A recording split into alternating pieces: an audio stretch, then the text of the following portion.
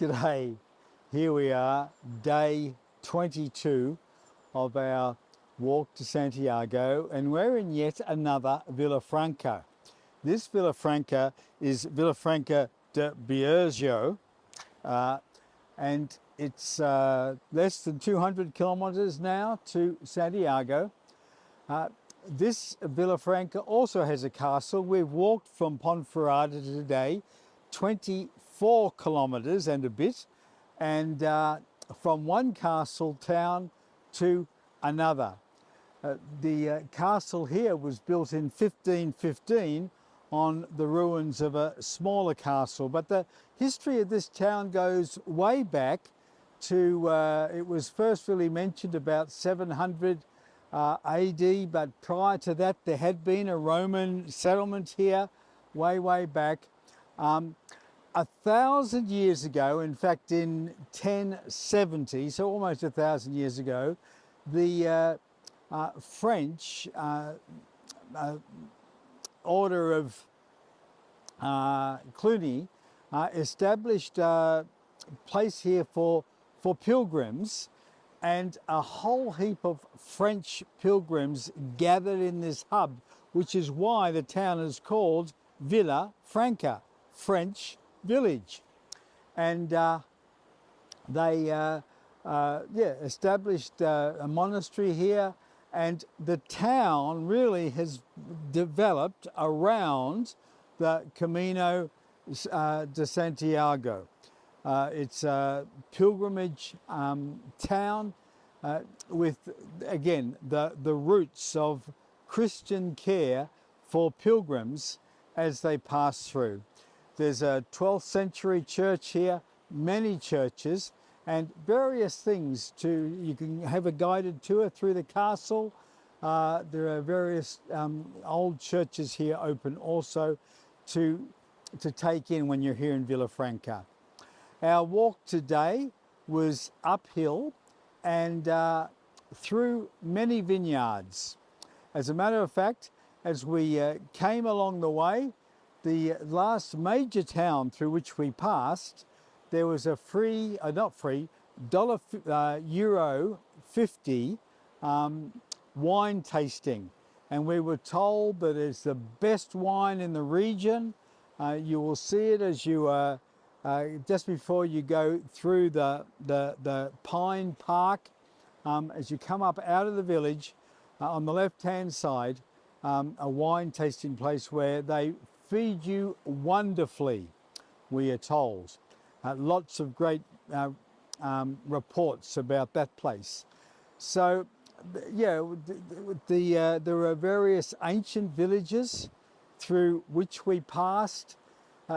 Walking through the vineyards after, I suppose, probably about 5 kilometres of suburbia out of Ponferrada. But that was a nice walk too, through Ponferrada.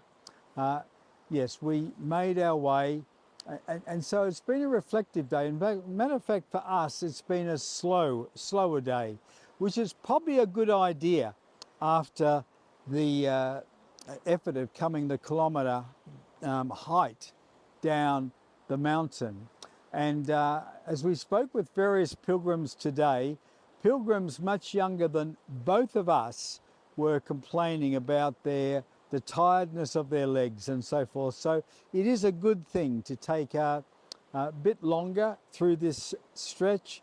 We didn't arrive here till about 5 p.m, which is one of our latest arrivals, but just taking stops along the way. Well, that's the report on the Camino, as it were.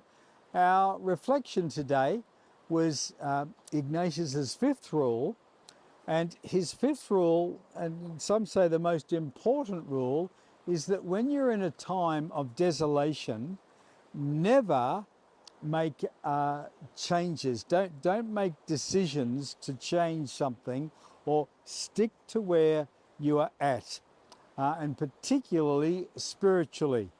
If our hearts are downcast, we feel far from God, then don't say, oh, well, you know what, I'm going to give up now my meditation I will pick it up again in a few weeks' time or whatever. That's the very time to just persevere, and it may well be that the perseverance helps actually lift the whole sense of desolation, which is an inevitable part of life.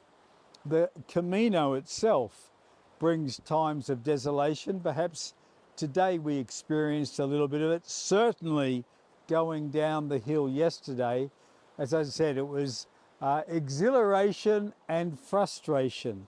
And these things happen in life. But when they do, don't give up and don't change course.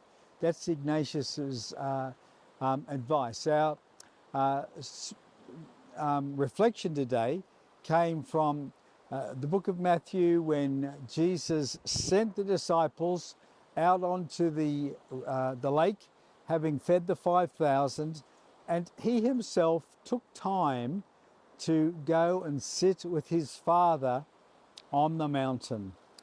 How he loved to do that. And as I said, we had yesterday an experience, an exhilarating experience of being with the Father on the mountain. Meanwhile, the disciples were in the boat, and again a storm blew up.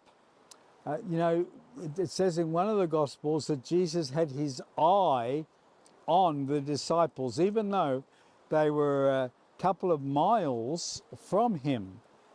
His heart and his eyes were there. So he came walking to them. And of course, that's when it is that they first freak and think, here comes a ghost. But Jesus brings the word of comfort. Take courage. It is I. Do not be afraid. How often Jesus tells us not to be afraid. I love that. Take courage. It is I. I am. He's saying, I am God. I am with you. Do not be afraid. Simon, with his, spontaneity, go, wow, if it is you, Lord, tell me to come to you. You're walking on the water. Let me do it too. What a great man he is. Let us to do what Jesus would do, huh? So Jesus said, of course, come. And Simon, in his excitement, got out, but instead of keeping his eyes on Jesus, his eyes focused instead on the storm. And down he went, began to sink.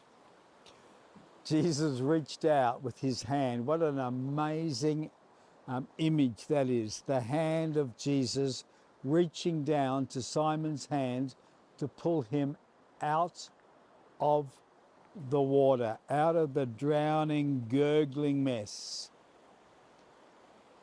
Isn't it wonderful that Jesus has his eyes on us too? And inevitably, we are going to go through storms.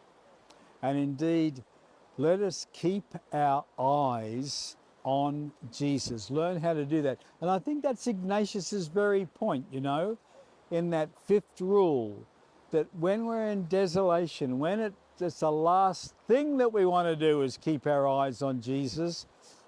As we take our eyes off, we begin to sink into the storm.